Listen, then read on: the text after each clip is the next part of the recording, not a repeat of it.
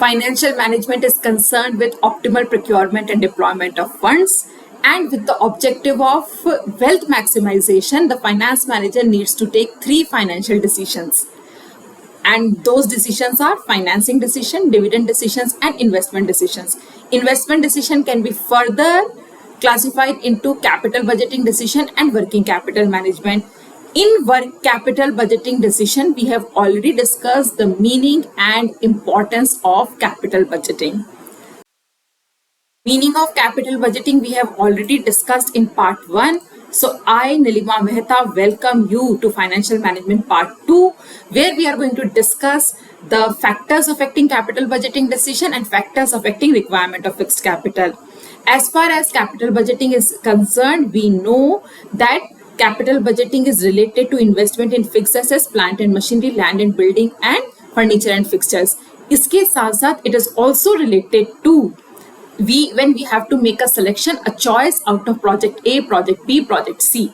So keeping this in mind, let's quickly move to the factors affecting capital budgeting decision. यानी कि वो सारे factors, वो सारे points जो हमें ध्यान देने हैं, ठीक है, जब हम project A, B, C, D, E, F में से सेलेक्ट कर रहे हैं, तो हमें कौन कौन से फैक्टर्स के ऊपर फोकस करना है, कौन कौन से फैक्टर्स का ध्यान रखना है, यही है हमारा जो नेक्स्ट टॉपिक है, that is factors affecting capital budgeting decision. जैसा कि आप यहाँ पर देख सकते हो that in capital budgeting decision we have to make a choice between project A, project B, it can be project C, D, E, F, any number of projects. मैंने यहाँ पर सिर्फ प्रोजेक्ट ए और बी लिया है for the purpose of example. यहाँ पे एक project A that we have to build a hotel और project B we have to build a manufacturing unit. तो बच्चों, जो हमारा पहला फैक्टर है वो है cash flows of the project, right. अब इस पॉइंट को थोड़ा सा आप लोग जरा ध्यान से समझिएगा. कोई भी प्रोजेक्ट हम अगर सेलेक्ट करते हैं, उस प्रोजेक्ट से रिलेटेड कुछ कैश रिसिप्ट्स होंगी, कुछ कैश पेमेंट्स होंगी. I will take up the project of hotel, ठीक है. अब हमें होटल से रिलेटेड बिल्डिंग बनानी है, एसी लगानी है, फर्नीचर डेवलप करना है, इंटीरियर्स करना है, etcetera etcetera. This will involve lot of payments. लेकिन ये सारी पेमेंट एक दिन में नहीं होगी, है ना. ये payment series of cash payments में होगी. किसी दिन 1% पेमेंट हो रहा है, किसी दिन 2% हो रहा है, किसी दिन 13% हो रहा है, किसी दिन 14%, like that, right. This is about cash payments. Similarly जब ये होटल बन जाएगी तो हमारी कैश रिसिप्ट जनरेट होना शुरू होगी, यानी कि पैसे आने शुरू होंगे. ये भी एक दिन में नहीं आएंगे. ये हमारा जो है, हो सकता है, पॉसिबल है कि पहले साल में कुछ 10 लाख आ रहे हैं, अगले साल में हमारे कुछ 15 लाख आ रहे हैं, etcetera etcetera. So there is an involvement of cash receipts and cash payments with every project, right. पहली बात. सेकंड, एक और बात मैं इसमें ऐड कर रही हूँ कि ये होटल बनाने के लिए लेट सपोज कीजिए कि हमने 10 करोड़ रुपीस का लोन लिया, राइट. इस लोन के ऊपर भी हमें पेमेंट करना पड़ेगा इंटरेस्ट का, वो भी हमारा कैश पेमेंट होगा. अब आपको करना क्या है, आपको सारे जितने भी आपके पास अल्टरनेटिव्स हैं प्रोजेक्ट्स के, उनके कैश रिसिप्ट्स एंड पेमेंट्स को कंपेयर करना है, ताकि आपको आपके हिसाब से जो सबसे सूटेबल है ना, आपके लिए सबसे अच्छी सिचुएशन है, वो सबसे अच्छा प्रोजेक्ट है, वो सेलेक्ट करने में आपको मदद मिल जाए. फॉर एग्जाम्पल, यहाँ हमारे 2 प्रोजेक्ट हैं, प्रोजेक्ट ए है और प्रोजेक्ट बी है. प्रोजेक्ट ए में कैश रिसिप्ट्स 100 है और पेमेंट 110 है. एक बहुत सिंपलेस्ट एग्जाम्पल है. इसी तरीके से प्रोजेक्ट बी में हमारे अगर कैश रिसिप्ट्स 100 है तो पेमेंट 90 है, राइट. तो हमें ये लग रहा है कि प्रोजेक्ट बी हमारे लिए ज्यादा सूटेबल है. So this is about the cash flow of the project. थोड़ा सा हम इसकी लैंग्वेज पर भी फोकस कर लेते हैं, which is also very important when it comes to business studies, right. So सबसे पहले, when a company takes an investment decision क्या हो गया कि कौन सा प्रोजेक्ट आपको सेलेक्ट करना है, capital budgeting decision. Involving huge amount, it expects to generate some cash flows over a period, जो मैं आपसे बात कर रही थी अभी, right. These cash flows are in the form of both cash receipts and cash payments, right. आपको मेरी बात समझ में आ रही होगी. over the life of an investment. The amount of these cash receipts and cash payments, है ना, जो cash flows है, we have to carefully analyze these before considering a capital budgeting decision, right? अब हम हमारे next factor पे चलते हैं, and that factor is related to the rate of return. Rate of return क्या होती है कि हम टोटल इन्वेस्टमेंट कितना कर रहे हैं, उसके ऊपर हम कितना प्रॉफिट जनरेट करने वाले हैं, that is rate of return. ये इजी होती है, फॉर्मूला लगाओ, आप कैलकुलेट कर सकते हो, लेकिन ऑफ कोर्स आपको बहुत सारा यहाँ पे एनालिसिस करना पड़ेगा. फॉर एग्जांपल, दो प्रोजेक्ट्स को हमें कंपेयर करना है, तो प्रोजेक्ट ए की रेट ऑफ रिटर्न आ रही है 15%, यानी कि 10 करोड़ इन्वेस्टमेंट लगाएंगे तो प्रोजेक्ट ए में हमको 15% जनरेट करने को मिलेगा. प्रोजेक्ट बी में अगर 10 करोड़ लगाएंगे तो हमको 10% रेट ऑफ रिटर्न जनरेट करने को मिलेगी. Rate of return is profit earning rate. तो अगर हम देखा जाए सीधा सीधा जो है, बहुत ही आम, कोई भी नॉर्मल इंसान, कोई भी आम इंसान आपको बता देगा कि प्रोजेक्ट ए की रेट ऑफ रिटर्न ज्यादा है as compare to project B, तो हम on the basis of rate of return जो है प्रोजेक्ट ए को सेलेक्ट कर सकते हैं. So that is about rate of return. The third factor affecting capital budgeting decision is the investment criteria involved. ध्यान से समझना बच्चों. The financial position of every company and the priority of every company is different. For example, one company, हमारे मुकेश अंबानी जी हैं, उनके लिए maybe the finance, maybe the arrangement of funds is not a problem. उनके लिए शायद रेट ऑफ रिटर्न ज्यादा important होगी. For example, अगर हम अपने इन्हीं दोनों प्रोजेक्ट्स को कंपेयर करें, तो लेट्स सपोज कि होटल प्रोजेक्ट ए जो है, हमारा होटल का प्रोजेक्ट है, उसमें इन्वेस्टमेंट हो रही है 10 करोड़ रुपए और रिटर्न हो रही है 15%. प्रोजेक्ट बी में इन्वेस्टमेंट हो रही है 8 करोड़ रुपए, लेकिन रिटर्न हो रही है 10%. तो जिसके पास फाइनेंस की कोई प्रॉब्लम नहीं है, उसके लिए इन्वेस्टमेंट क्राइटेरिया है रेट ऑफ रिटर्न. तो वो बिना ये कंसिडर किए हुए कि प्रोजेक्ट बी में कम पैसे लग रहे हैं, 8 करोड़ का ही इन्वेस्टमेंट है, जबकि प्रोजेक्ट ए में 10 करोड़ का इन्वेस्टमेंट है, वो प्रोजेक्ट ए को सेलेक्ट कर लेगा. लेकिन there can be some other company, some other organisation, उनके साथ क्या हो कि हम कितनी भी कोशिश कर ले, हम 8 करोड़ से ज्यादा फंड जनरेट नहीं कर सकते. अगर हम 8 करोड़ से फंड ज्यादा जनरेट नहीं कर सकते, तो हमारे लिए प्रोजेक्ट ए का ऑप्शन है ही नहीं. भले ही रिटर्न जो है वो 15% है, लेकिन क्योंकि हम 8 करोड़ से ज्यादा का पैसा जनरेट नहीं कर सकते, अरेंज नहीं कर सकते, तो हम प्रोजेक्ट बी को ही सेलेक्ट करेंगे. इसका क्या मतलब है, हर कंपनी के लिए, हर ऑर्गेनाइजेशन के लिए the investment criteria can be different. For somebody it can be the amount of investment, for some other person it can be the interest rate, cash flow, rate of return, etc. Right? So with this we come to the end of factors affecting capital budgeting decision. अब ध्यान से सुनना again. हमारा जो next topic है वो है factors affecting requirement of fixed capital. Children please pay attention. यहाँ पर जो वर्ड हाईलाइटेड है, जो हमारे यहाँ पे सबसे इंपॉर्टेंट वर्ड सामने आ रहा है, वो आ रहा है रिक्वायरमेंट ऑफ फिक्स्ड कैपिटल. मतलब हम यहाँ पर बात कर रहे हैं क्वांटिटी ऑफ फिक्स्ड कैपिटल की. मतलब किस समय या कौन सा ऐसा फैक्टर है जो ये डिसाइड करेगा कि हमें फिक्स्ड कैपिटल का अमाउंट ज्यादा चाहिए कि कम चाहिए. ठीक है, this is not the selection between project A B C D. No, वो हम पिछले टॉपिक में कर चुके हैं. अब जो हम करने वाले हैं वो ये है कि कब हमें फिक्स्ड कैपिटल ज्यादा चाहिए यानी कि मोर, और कब हमें फिक्स्ड कैपिटल जो है वो लेस चाहिए यानी कि कम. ये हमको जो है चेक करना है. राइट? अब ये जो सारे फैक्टर्स हैं वो आपके सामने, आपकी स्क्रीन पे आपको नजर आ रहे होंगे. राइट? कौन से आपके फैक्टर्स हैं आप देखिए. पहला है nature of business, second is scale of operations, third is choice of technique, fourth technology upgradation, growth prospects, diversification, financial alternatives and level of collaboration. I take up each point one by one. मैं इन सारे points को जो है एक एक करके discuss करने वाली हूँ. स्टार्ट विद दिस शुरुआत करते हैं। सबसे पहला पॉइंट जो हमारा फर्स्ट पॉइंट है वो है नेचर ऑफ बिजनेस। हमेशा याद रखना, चाहे 11th हो या 12th हो, whenever it is nature of business, that means we are classifying business into manufacturing, trading and services.